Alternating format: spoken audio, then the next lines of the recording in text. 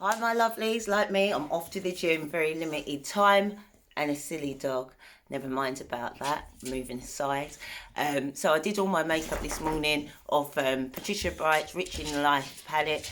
Absolutely gorgeous, really easy to blend as well. So without further ado, here we go. Hi guys, thanks for joining me on my channel. This is a quick makeup tutorial. I literally have 5 minutes in the morning and I don't want to look for several different palettes. So this is what I do.